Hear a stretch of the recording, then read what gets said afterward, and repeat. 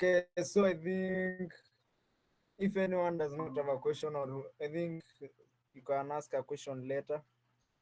So today we are going to do about APIs in Laravel, and how to create APIs in Laravel and authentication. So as you know, APIs is very helpful in today's world, since it helps you to create many applications with one backend, like to create an mobile application and web at the same time using one backend. So today we're going to do on how to create APIs using Laravel. So let me take you through.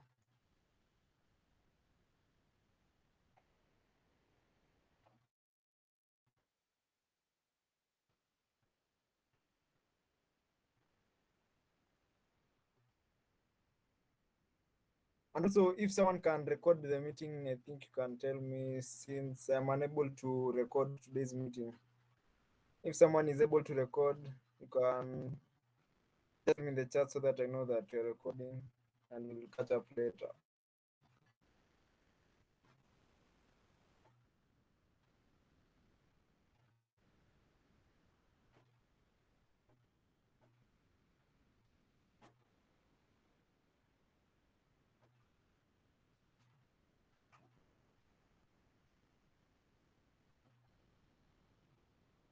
So let me share my screen.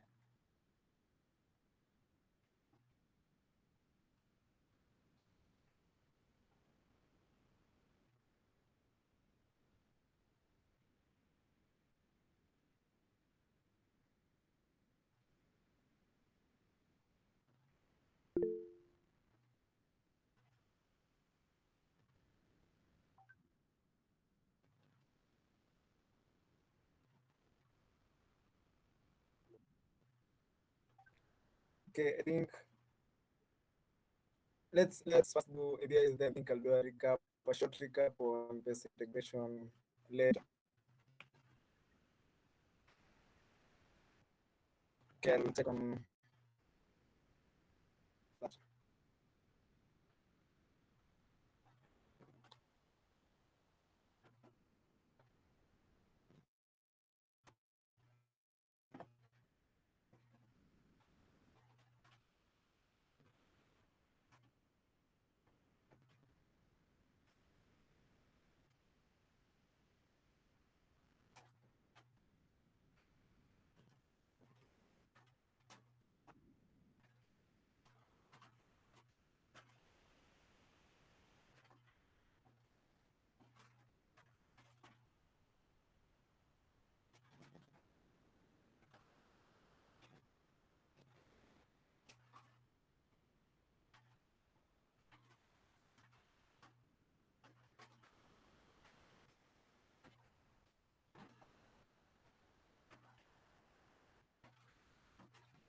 So hope everyone can see my screen. Today we're doing APIs in Laravel.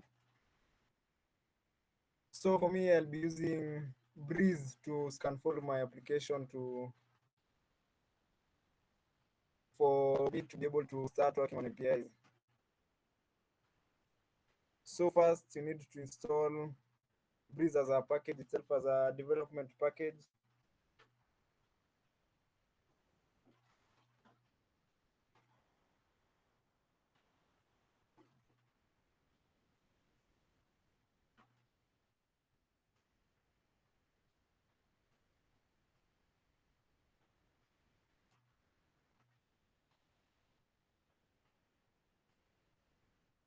So to install Breeze, you write composer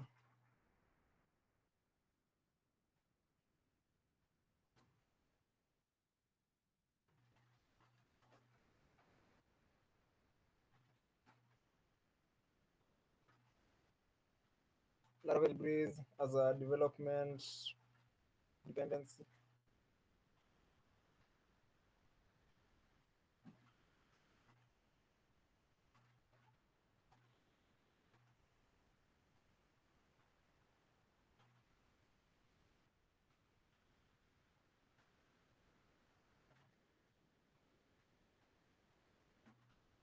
So after installing Breeze,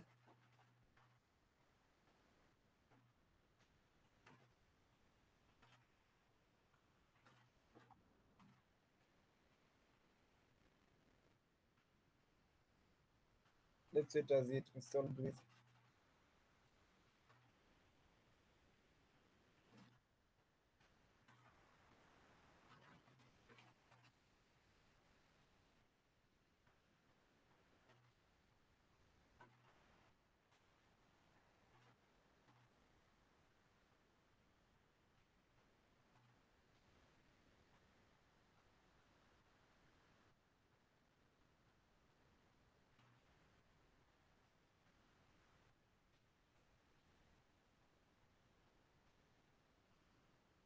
So after installing Breeze, next we'll write PHP artisan Breeze install.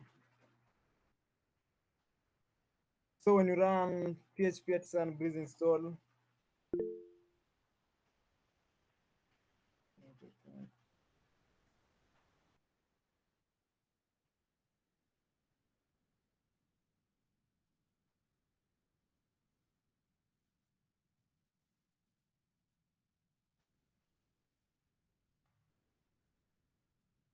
so here it will ask you, you'll have some many, you can create view with inertia, react with inertia, blade with alpine, but for us, I think today we are doing API only. Use PHP unit as our testing. After scaffolding, you'll see like we don't have the package.json and the vite.json, since we don't need the front end utility tools for our front end, since we are not using our front end. So, and also for the resources, we do not have any views or JavaScript files.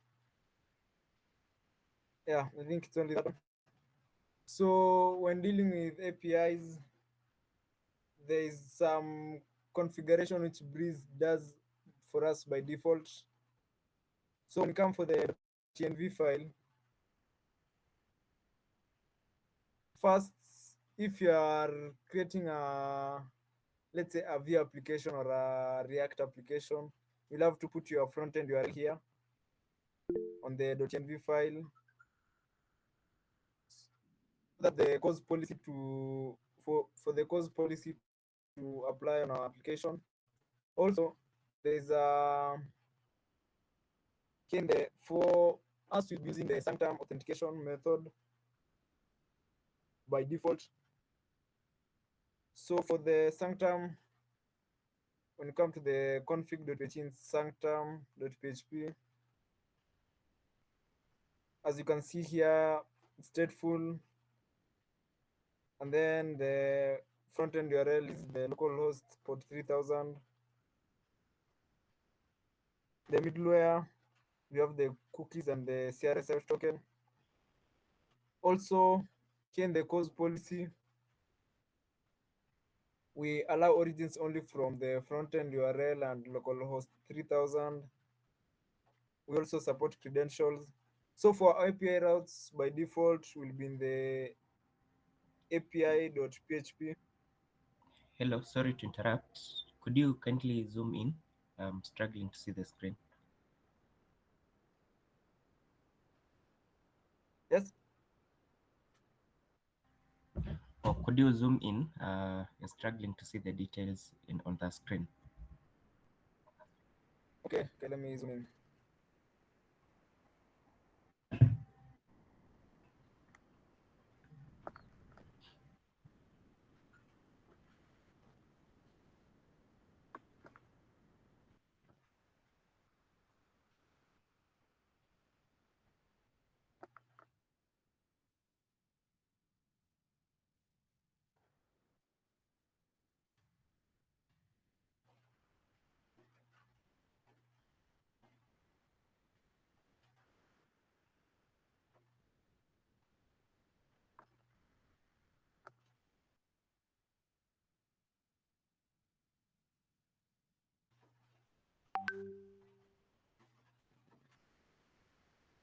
a little bit. I don't know how to zoom in on the JetBrains IDE.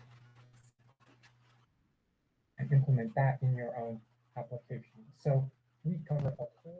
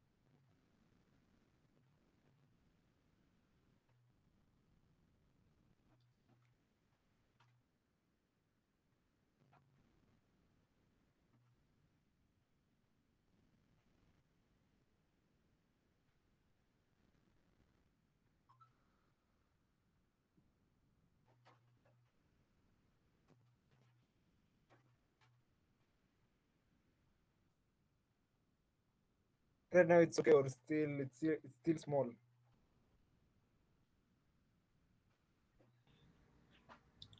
Okay, a bit better, but Yeah. okay, you can zoom in a bit more if it's not taking time, but you can still work with that.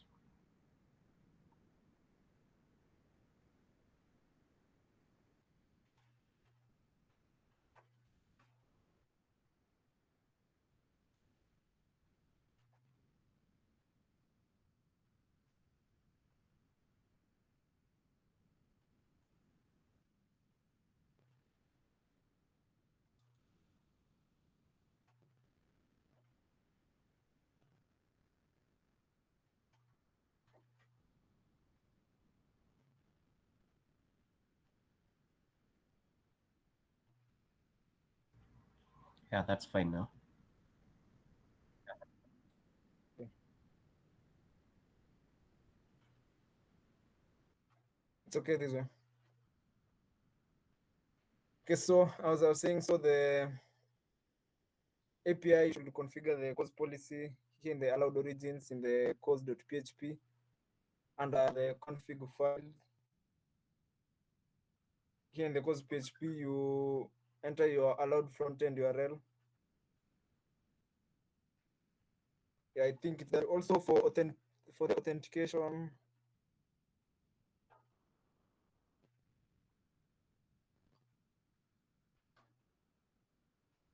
So for authentication, you will have to come here in the kernel.php under the in the app.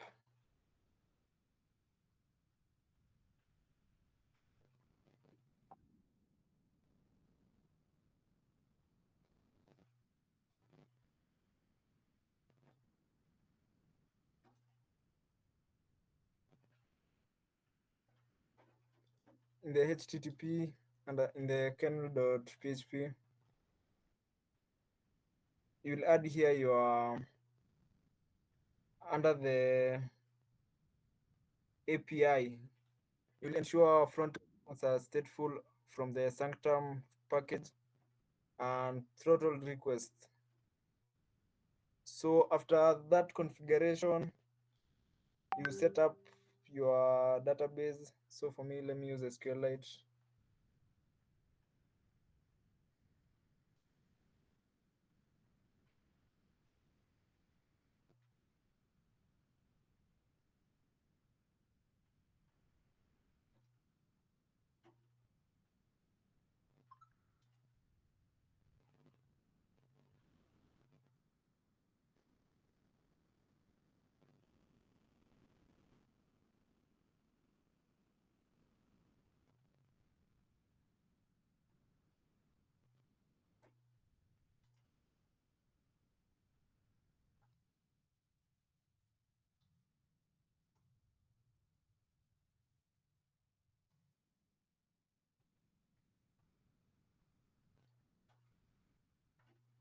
So this one will not be needed.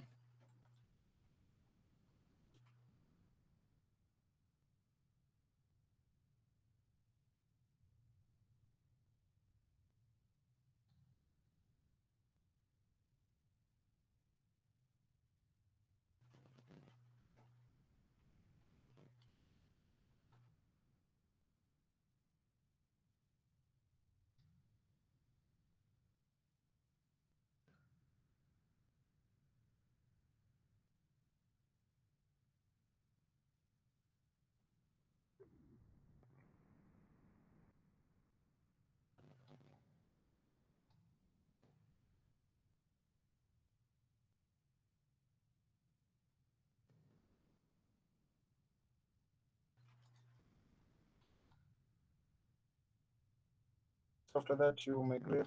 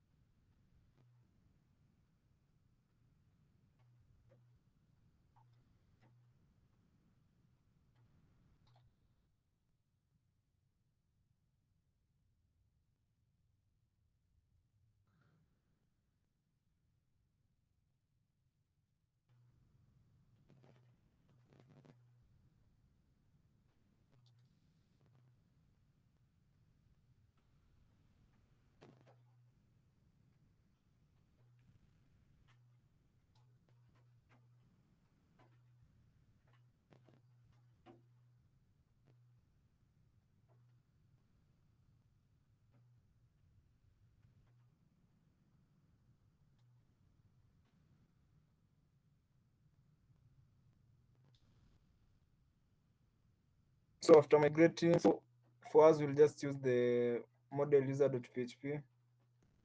So for, let's say, if you want to return a JSON response from the user model, so first you'll have to create a new JSON resource.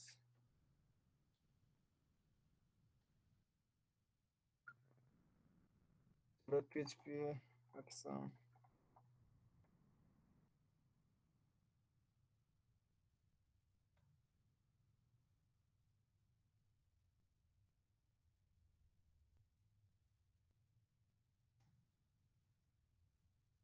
a resource returns a single data, like a single object.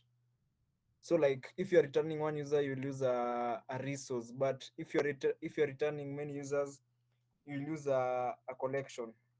So let's create a collection.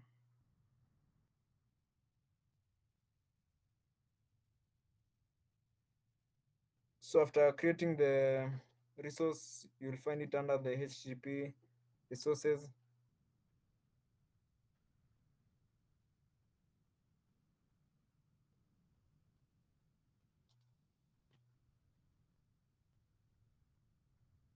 So when you open the resource, by default it extends the JSON resource and has this parent to array. So here you'll just return an array.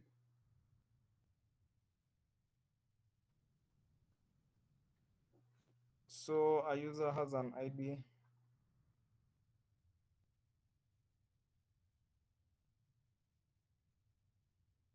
So here you use the this object,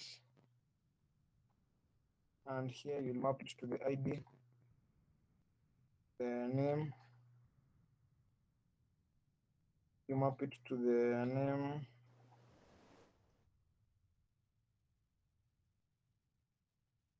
and the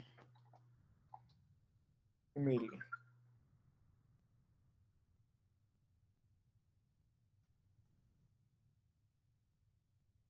So if let's say a user is connected to some other models like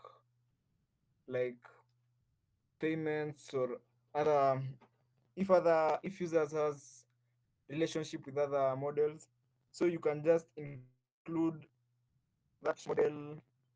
Let's say a user is connected to, let's say, the payments.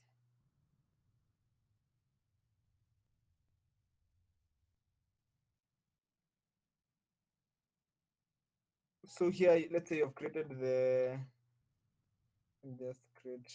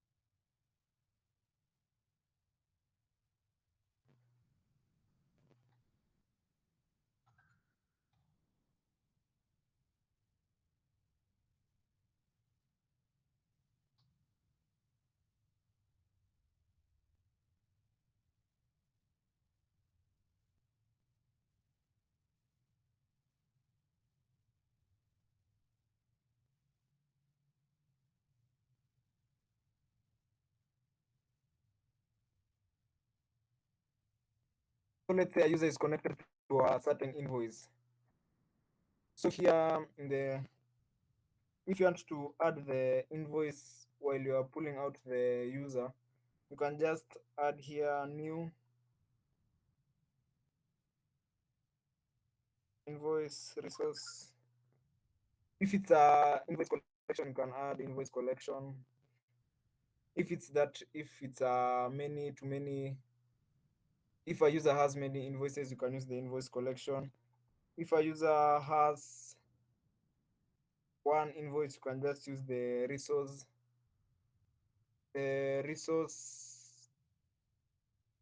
plus, and then you map it to the invoices.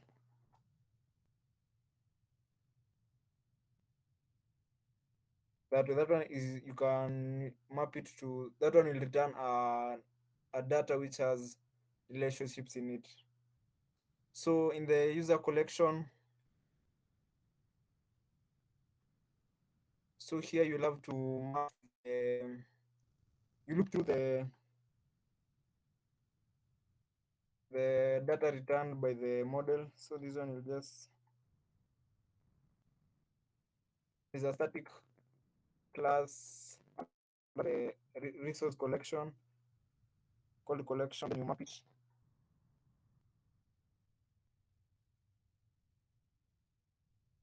and then here there's a function callback.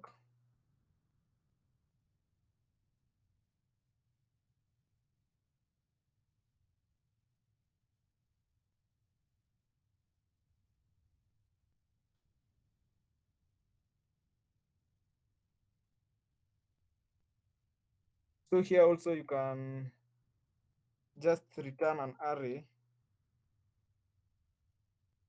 but since this one is a lot of work, also mapping like ID, you can just return the resource which you have made. So here we'll just return a new user resource.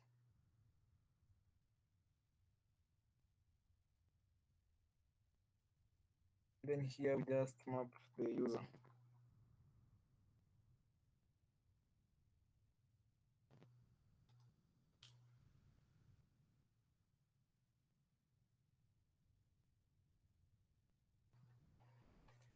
So this way it will return many users.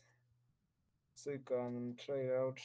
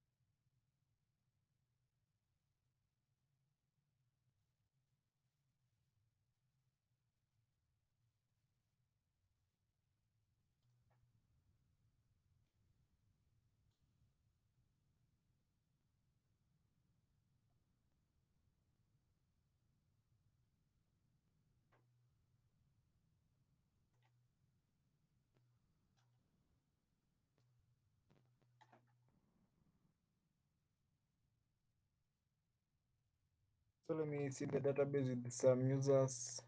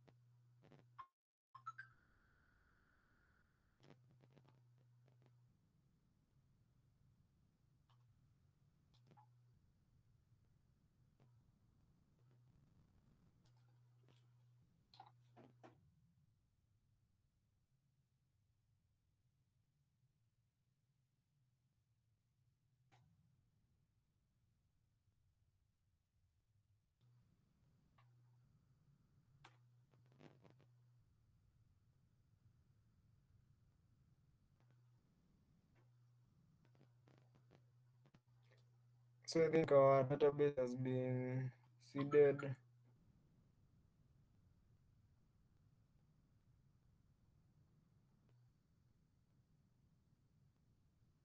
So to run, let me, so let's return users.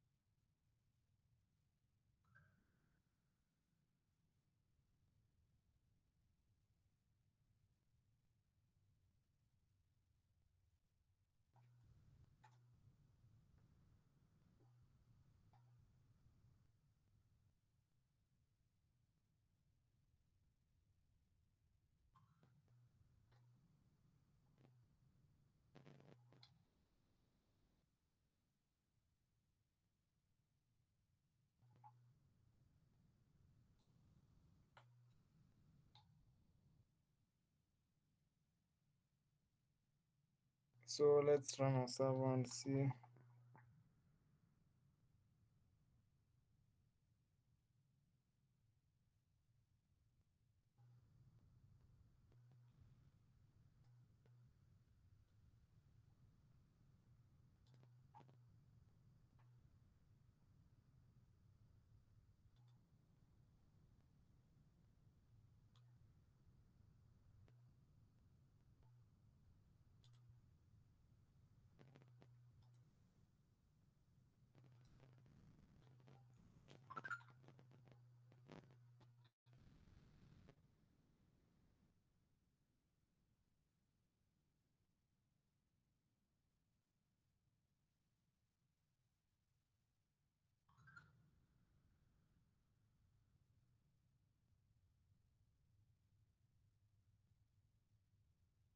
We go to the slash users.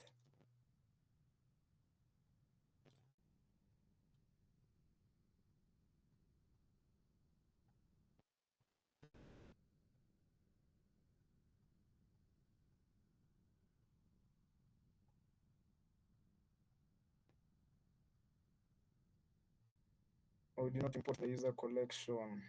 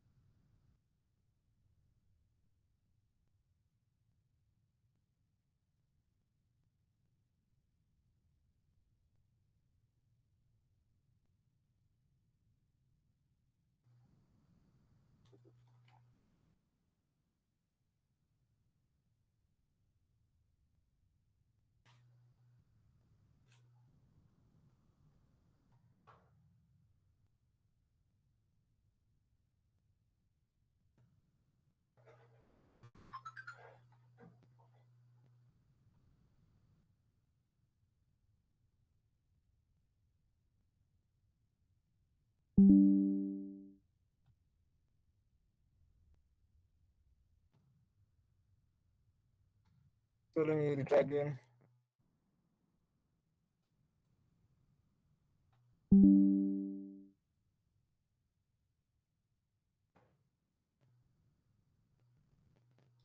So when you see here for user it has returned is a one.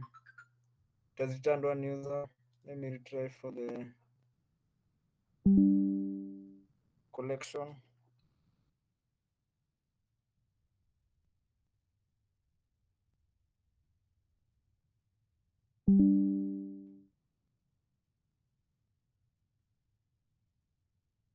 For the users it has returned users. So if you want to remove this data wrapping, this one for data, you can just come here in the, let's say, collection class, outside the function to array, just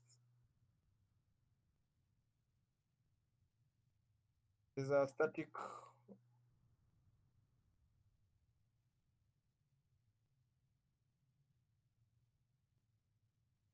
wrap variable, and then you just put it to false. So next, when you refresh the data, you will not see the wrap function here. So it has returned only the data without data wrapping. So that's how you can use it to you can use Laravel to create APIs and others. So the resources are one of the most important things to create APIs. So I think that's what I have for today. Thank you very much. So if anyone has a question, I think you can ask.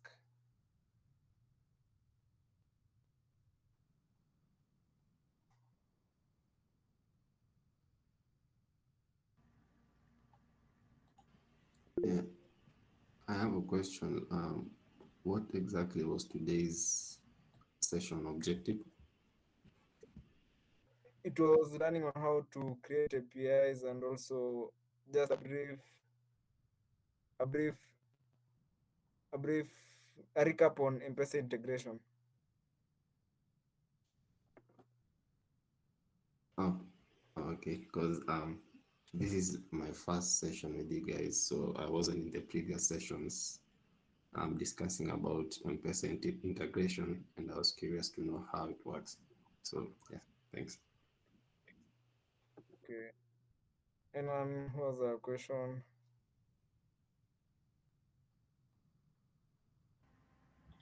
Uh, okay, you can compare the different approaches for APIs in Laravel, because there is also the other bit of creating the APIs without using Breeze. So what's the advantage of using Breeze, and how customizable is it? Is it? So for So example, to use Breeze, it helps you to just it gives you the normal scaffolding, a minimal scaffolding on to create APIs. But if you want to create your APIs, you can use these packages like Sanctum, which is used for authorization and authentication, and also Passport. Passport uses the two-factor authentication. So Breeze just helps you to create applications using Sanctum. So you can customize it the way you want. You can customize the course policy, the headers which you want to be passed, and other things. Just gives you the code.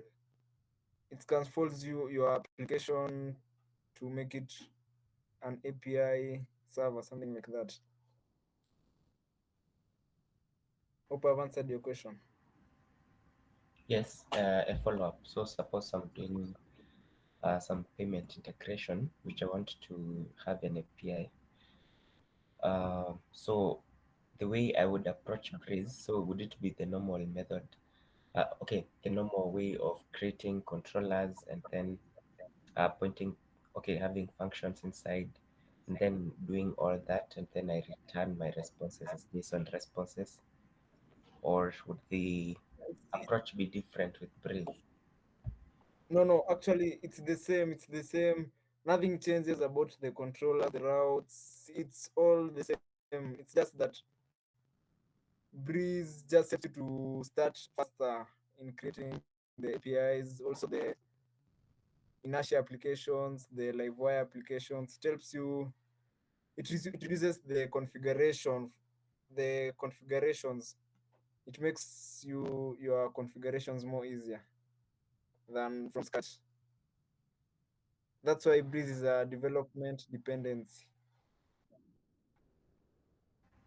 Okay, thank you. Okay. So so about a recap on M-Pesa API, on the M-Pesa integration, there was a GitHub package I shared last week. Let me just reshare it.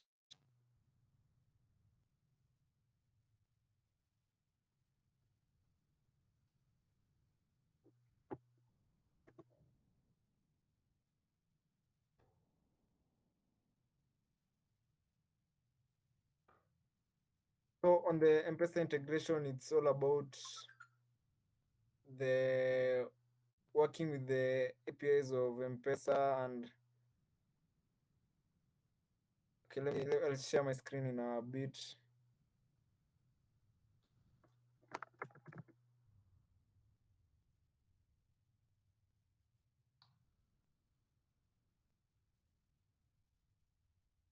So that was the GitHub package that we used last week. So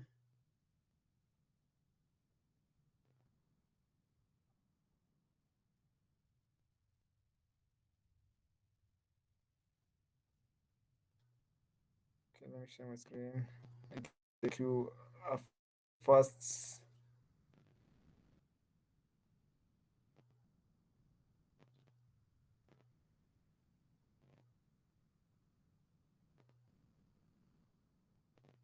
So hope you can see my screen.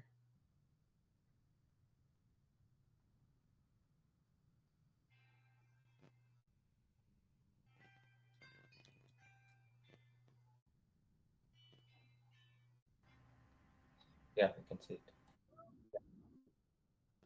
Okay, so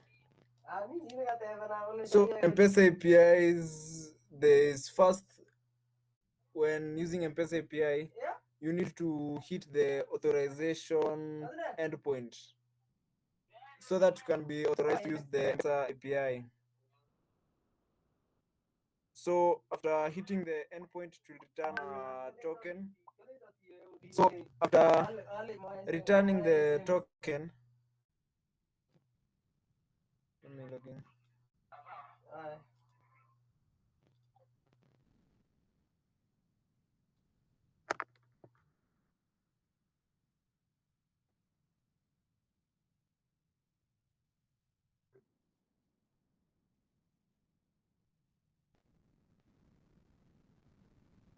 So when using the M-Pesa API, first you have to be authorized. So you will hit the credentials endpoint. So first you'll have to create an application. So the application here, you create it.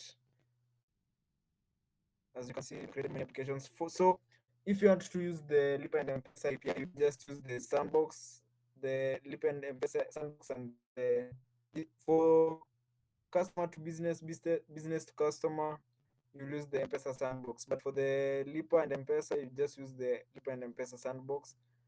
So after creating, you come to the APIs. So if you want to use the other APIs, first you have to be authorized. So every time you send a request, you'll have to use the token generated by Safaricom. So let me take an example.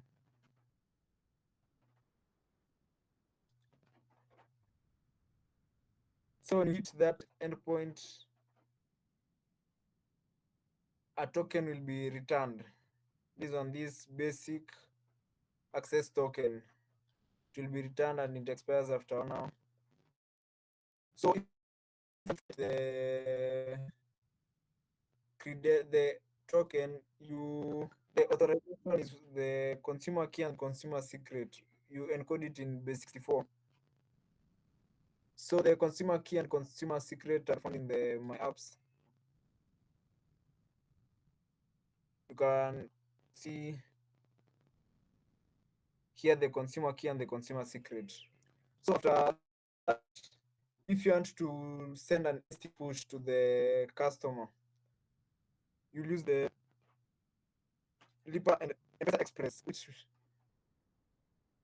will send an STK push. An STK push is that if you have used most of the services like the betting sites, they use the STK push to charge you to deposit your money in their business platform such as that. So for that you use the M-Pesa Express to push that. So the M-Pesa Express, you pass in the amount, the phone number of the customer. The party B is where the Lipa and M-Pesa is the till number or the pay bill, account reference, and the transaction. Those ones are about the company. So the callback URL is where the data, if the transaction is successful, the the receipt number, that one for M-Pesa, and the other details will be sent to the callback URL. And then the transaction type, you'll have the pay bill or the till number, customer pay bill or the customer Lipa buy goods, the timestamp, and the passkey. Passkey is always here in the simulator. If you're going live, the passkey will be generated by Safaricom itself. You'll have to ask them the passkey. The password is the base 64 encoding of the business shortcode, passkey, and timestamp. So after a successful push, if the customer pays, this one will be the callback data, the amount, the M-Pesa receipt number, transaction date, and the phone number of the customer. That one is if the customer has paid it successfully. If there was an error, you'll see that the user cancelled it. So that's a brief summary on the STK push. For if you want to confirm if the transaction was successful, there was a transaction status. So the transaction status, you pass in the receipt number and the pay bill you are using, the identifier type. 4 is for the organization code, the result URL. The result URL is the callback URL, and others. So there are also other APIs like business to customer. So business to customer is like for the betting sites. If a customer withdraws from their betting wallets to the M-Pesa, that one is business to customer. Customer to business is like a customer depositing in the business side. That one is business to customer. So also you can use the account balance to check your balance for the till number. Reversals is for reversing if our customer has paid and you want to reverse back to the customer, you can use the reversal API. Yeah. So that's just a brief recap on the MS integration. Are you okay with it? Or do you have any question regarding? Oh, yeah, that's fine. Thank you. Okay. So I think we'll end here for today.